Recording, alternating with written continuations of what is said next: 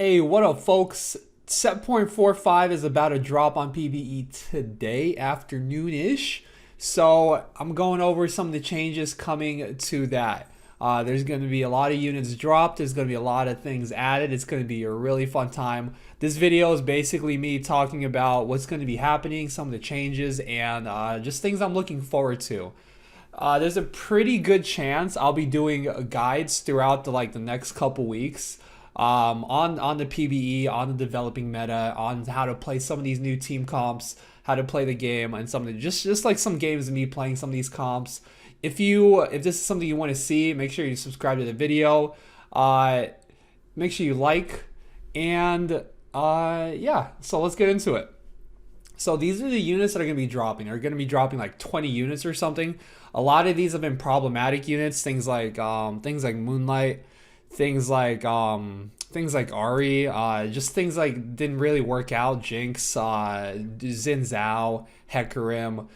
But it's also going to be a lot of units that were really good, really fun to play. Things like Ezreal, things like Jhin, Dusk is going away. Warwick was pretty good. Lux. There's going to be a lot of Ashe. Like, there's a lot of good things here that are leaving, but that's okay. It's going to be fresh. It's going to be new. It's going to feel like a new set, honestly. So some of the things that are dropping are Moonlights. They're getting rid of all of them. They're getting rid of Shade. They're getting rid of Spirit, or not Spirit, but they're getting rid of Ari. They're adding a new Mage. They're getting rid of all the Dusks. Kane's gone. Honestly, I'm pretty happy about Kane being gone. He kind of didn't hit the mark. Lilia being dropped is okay. Ezreal's a unit I'm really gonna miss. I think he was really good. Warwick's gone. I kind of liked him. Dusk is gone. I think everyone liked Dusk. Lux is gone. I'm gonna miss that. Cassio, Thresh, that's fine. Hecarim, no one cares. Xin, good riddance. But yeah, next slide. So there's gonna be a lot of units gone. A lot of new units that are gonna be added, and we're gonna go over those right now. There's going to be new origin. It's called Dragonsoul. The first Dragonsoul to take damage in combat receives a Dragon's Blessing. While blessed, the unit gains bonus stats. Every 5th attack deals Dragon Fire, and that deals bonus magic damage. On death, this passes to the closest allies. So it's kind of like old, what's it called? Old Darkstar buff, where it passes to the next one. And this should be pretty good. This is replacing Dusk. It's going to replace a Dusk Spat. And there's a lot of really fun units. We're going to talk about these a little later. But Swain, I'm super excited for Swain. Super excited for Olaf. Really excited for Shyvana as well. Brahm's going to be a good frontliner. Like, all these units seem really fun. So let's just move on to that. I'm not going to go into what these traits do too much. I'll link these notes in the video if you want to check them out. I will touch on it a little bit, but not too much. I don't want this to run too long. So some new units are gonna add Brand. He just he drops a bomb. He hits the target. It does a little stun. It does a little AOE. If he hit, it can miss. But if he hits, it's gonna be really nice. It's like Nami, but it's a little better. Like AOE Nami that can miss. Tristana is gonna be what is she gonna be? A gunslinger, right? Not a gunslinger. What are they called? Sharpshooter. Oh, it doesn't say. Oh, it does say synergies. Okay, she's going to be a sharpshooter. 1-cost sharpshooter basically replaces Vayne. She gets some attack speed and deals bonus magic damage, kind of like old Kog'Maw. Brand, we talked about him. I think this unit's going to be really good early game. I think positioning on Brand's going to be really important. And if he can do that right, then that kind of pop off. We have Braum as a 2-cost. He puts up a shield, absorbs missiles, takes less damage. He's going to be that solo frontliner.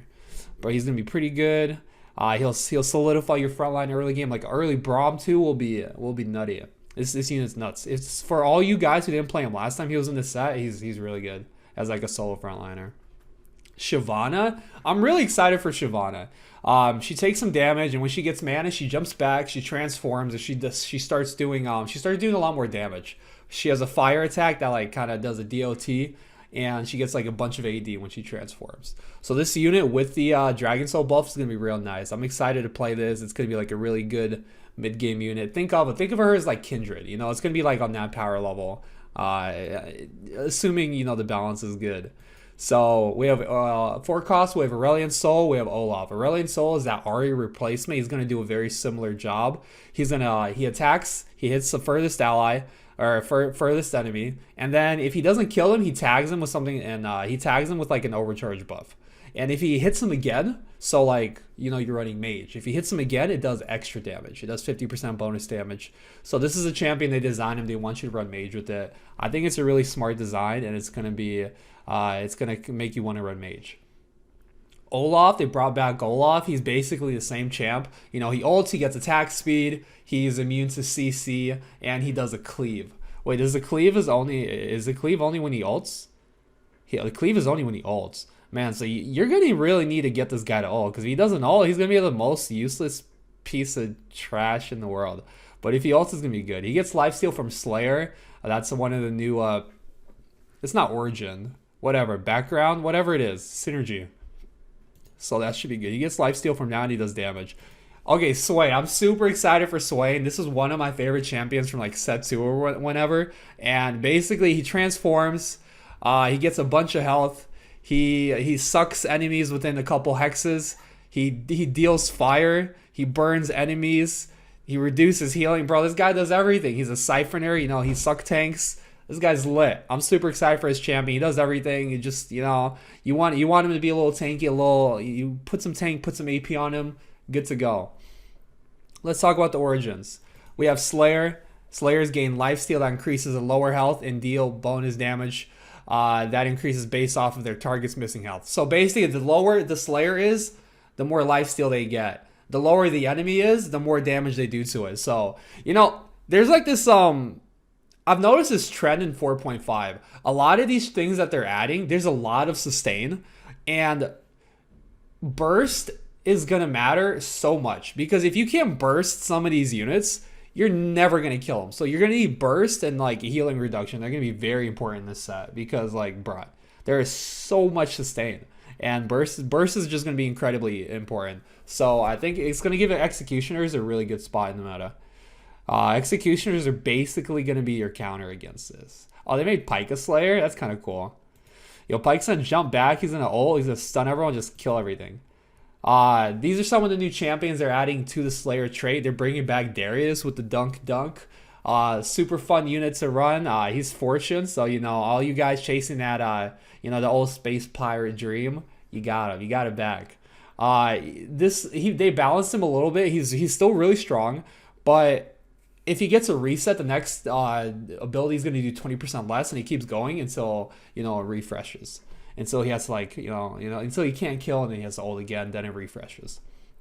They're also adding Tryndamere, a Warlord Slayer duelist that gives Warlords their 4-cost carry. It's kind of weird because he's not like super synergistic with Warlord, just because like it's AP, it's hell. I mean, I don't know what his AP scaling is going to look like, but this should be something like Warlords have been missing something, and Xin hasn't been filling that role. So this should help him out. I'm kind of excited to see how the comp feels now, because there's like actually like an AD carry now.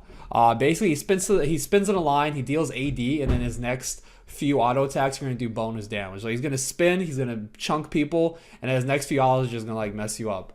The traits are really good. Slayer and Duelist are it's a really good pairing, because Slayer scales up the lower you get and like the lower enemy gets, and Duelist is going to really help that out. Like, his tags are really, really good. Next slide.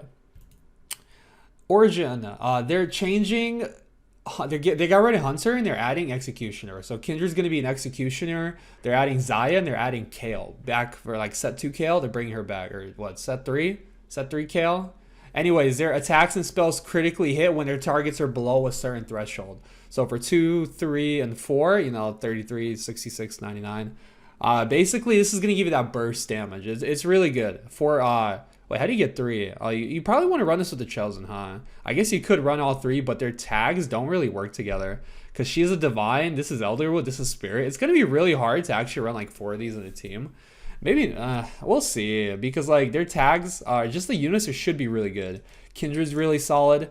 I don't know how Kale's going to look like. Kale might be a little weird. Because she doesn't have Blade Master anymore. I mean, we'll see. This is just going over changes, so we'll see how the units play out, actually. So Kale's coming back.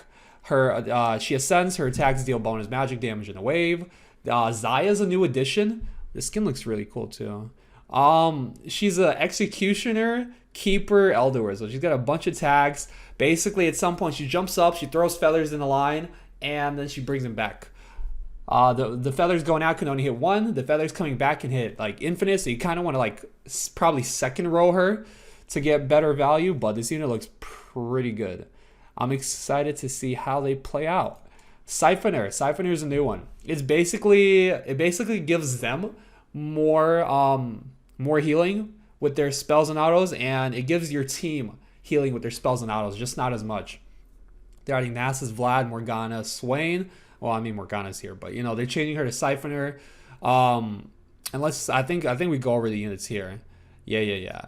So Nasus, he's going to be a 1 cost. He withers one target, the one with the highest percentage health. He slows their attack speed, their movement speed, and he deals damage to them. And remember, he heals some of that. So he's going to ult somebody.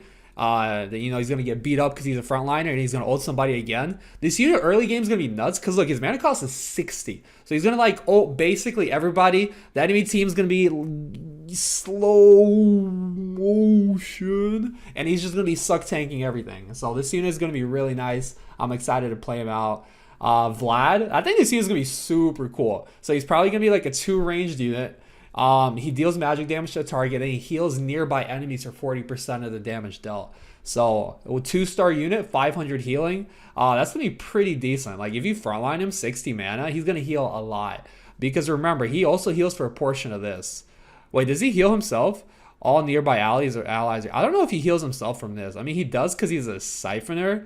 40% he heals himself, but I don't know, like if this applies to himself as well, he basically heals like that's like 80% of the damage dealt. That's gonna be pretty good.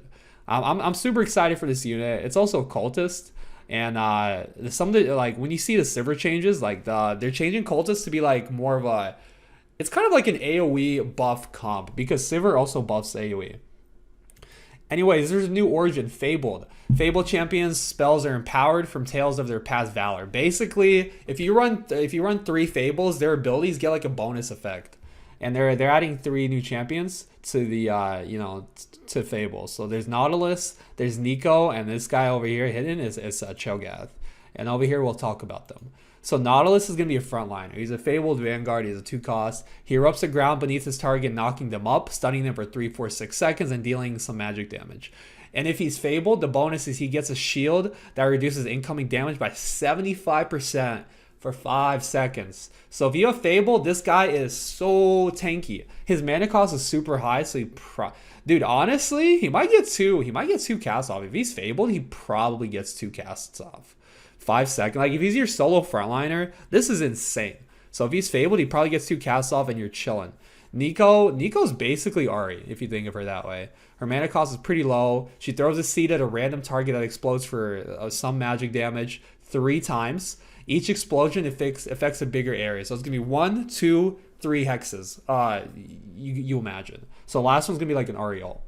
The third explosion is, if she's Fabled, the third explosion is empowered, dealing bonus magic damage. If you look at these numbers are very high. Very, very high. Like this is 250 each one, so 750 in solo. This third one, bruh. So if you have Fabled, this is basically 3 cost Ahri. Her tags kind of blow, but she's a mystic, so it's kind of interesting.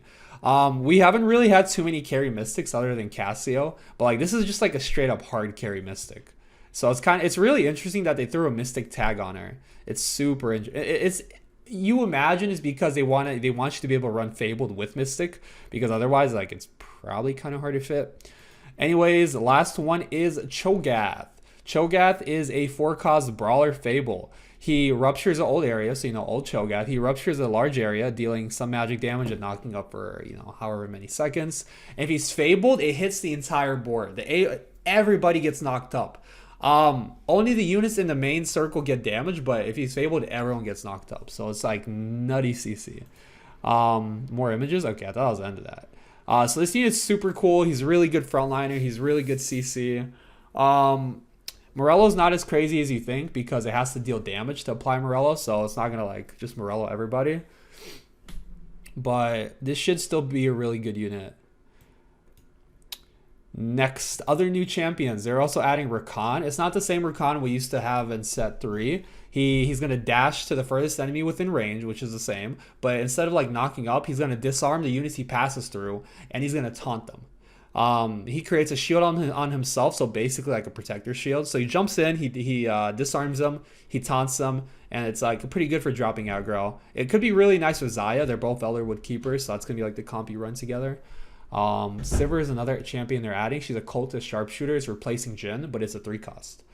So she rallies her allies, granting them attack speed for 5 seconds, and she grants herself a bonus AD. So basically, she just like buffs everyone up. This with Vlad should be really cool. Like seeing all that AoE value come out, and it's gonna give you like a really nice.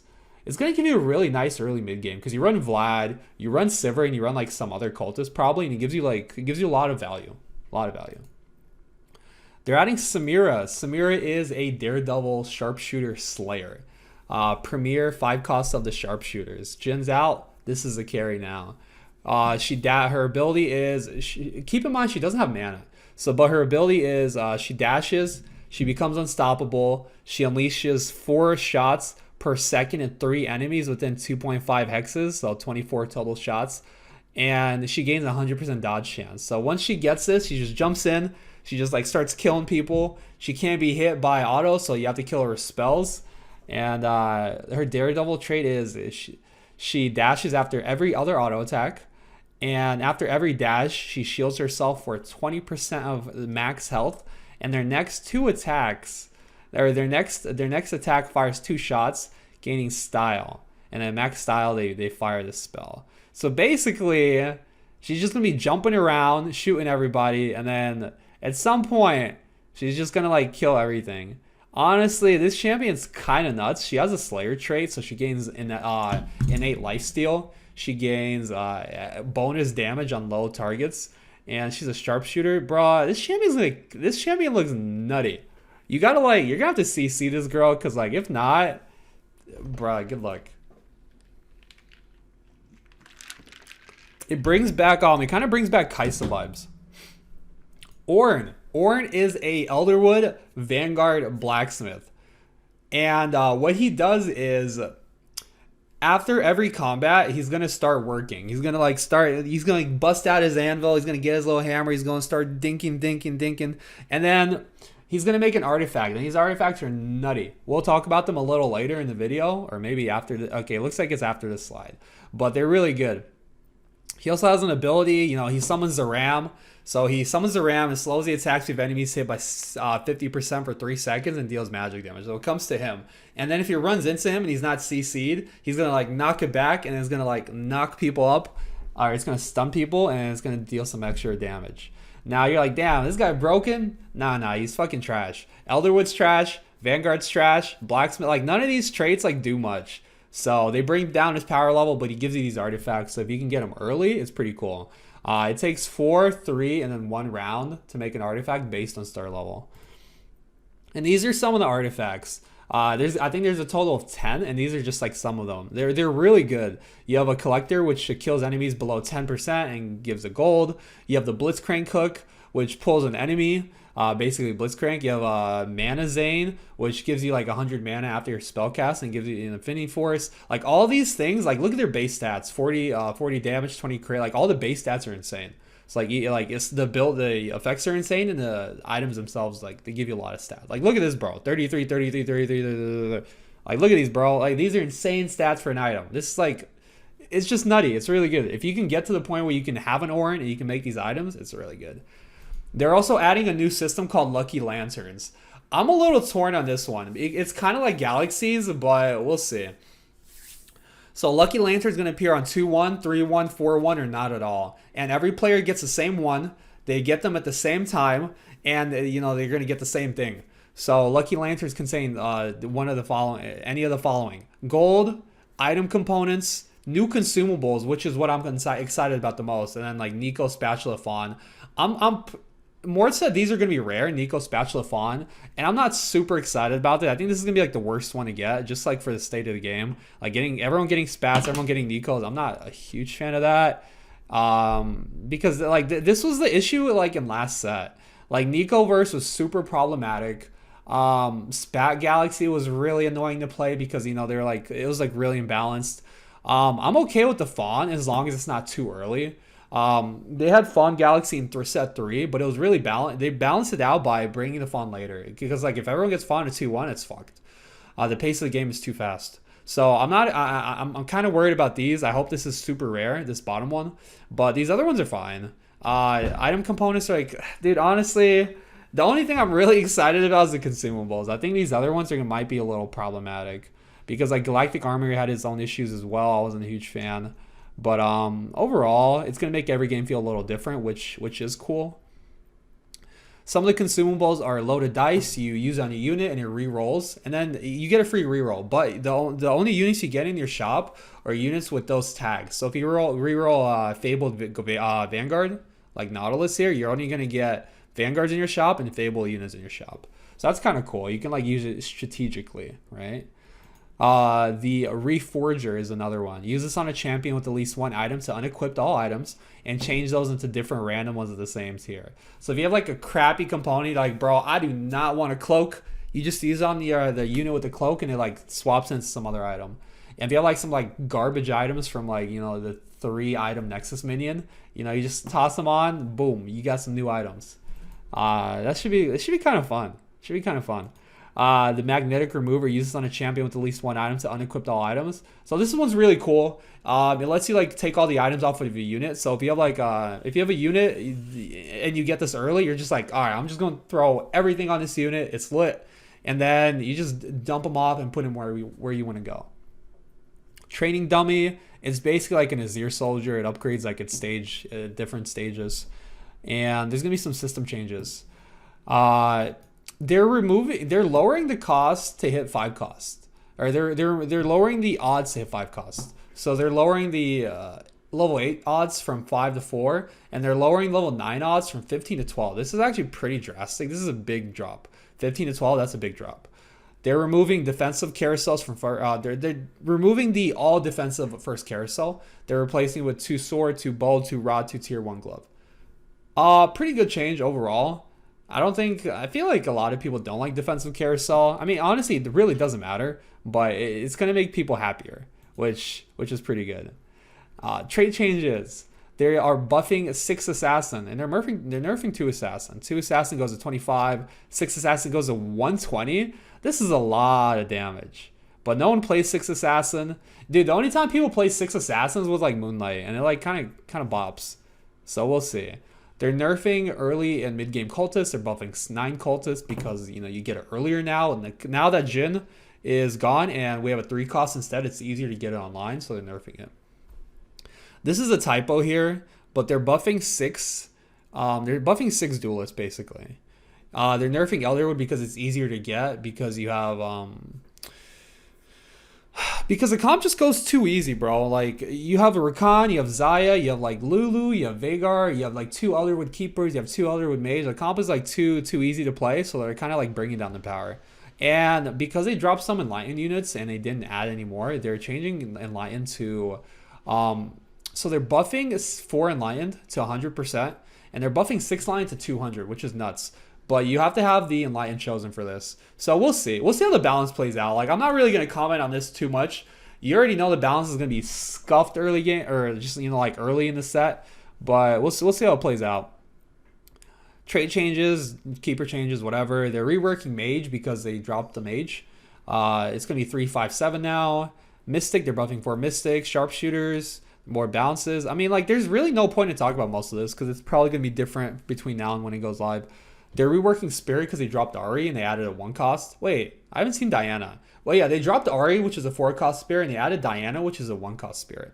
So instead of like Spirit being based off of percentages, it's going to be based off, it's just going to be flat attack speed. You know, it's just going to be 20% flat, 35% flat. Okay, see, here's some of the new changes. So they're adding Diana. It's now, or not adding her, but instead of Moonlight, she's going to be a Spirit Assassin. More health. They're giving her like a little more damage at 3-star, and they're giving her a little more orbs because you can't just get a free Moonlight, you know, upgrade. Pyke is now a Cultist Assassin Slayer. That's kind of cool. Pyke getting 3 tags. Is this unit not going to be nuts? He's already like really good. He's already like really good. Oh, wait. Ninja Slayer, Cultist Assassin Slayer. Wait, are you going to be able to run the same Zed comp? Except like instead of like having Shade, now he's just a Slayer? Dude, Zed might be nutty. Because like right now Zed kind of gets like beat up sometimes, but with the Slayer he can heal up. I feel like the same Zed comp still might be viable. Anyways, they're buffing Pyke. They're buffing his mana. They're nerfing his damage. Kindra's now a Spirit Executioner. They're nerfing the heck out of Veigar. They're killing his mana. They're buffing his attack speed, but his mana's like whoop, it's gone. So we'll see how this plays out. I mean, good riddance. I don't think anyone's gonna be sad. And some changes of 4 and 5 cost. They're buffing the heck out of Aatrox. Aatrox is probably gonna be the best Vanguard now. They're buffing his armor, they're buffing his HP, his damage is going up. Like, this champion looks nutty. This champion looks so good.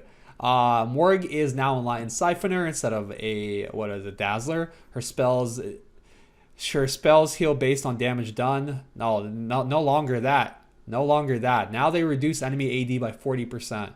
So this is basically, they got rid of Dazzler and they got rid of Ezreal. So this is like how you like AoE buff down, or I guess debuff, the AD champs. I kind of like that. 40% AD reduction, and then you play with like Swain, and that's like a drain tank attrition comp. It's pretty cool. It's a pretty cool change. I kind of like where Siphoners are going. It should be fun to play. They're nerfing Azir. They're nerfing Lee's damage, but like his damage is like whatever anyways. They're nerfing Yone to 40. That's fine. This champion's still nutty. This champion's really good because he gets that execute. They are nerfing Hextech Gunblade. They are nerfing Runons. And for now, that's it. So PBE will be dropping like sometime today, the 5th afternoon. Everyone's going to be super excited to get in. Everyone's been dying for these changes to come out. I'm excited to play them. I'll probably be playing this a lot in the next few days. I'll probably be posting some more videos, so make sure you like and subscribe so you can see those when they come up, and you get that inside scoop, that inside info as soon as it's ready. Anyways, hope you guys have fun with it. Thank you for watching, and I'll see you next time.